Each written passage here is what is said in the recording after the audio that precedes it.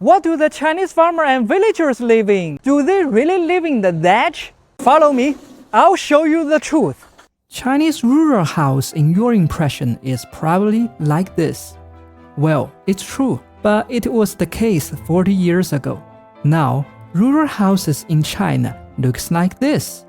However, neither of these two types of house is common in the village, because they represent the oldest and the latest style respectively.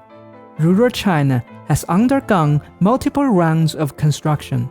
Different periods have had distinct style of the times, and these architecture differences also reflect the development of rural China.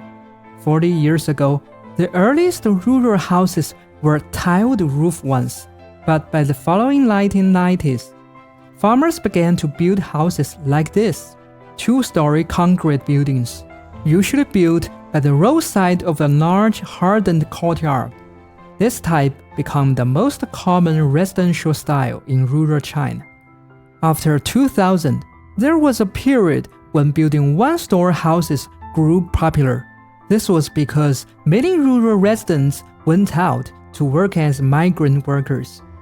As a result, multi-story buildings were left unoccupied, with many rooms empty.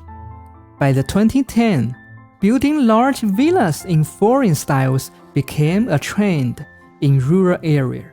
They look like this, appearing quite grand, but most of the villas are also uninhabited.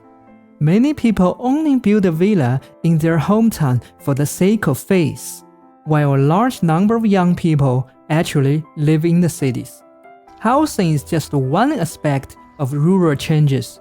In my view, the most significant change is in the roads. In the past, rural roads were muddy and rough.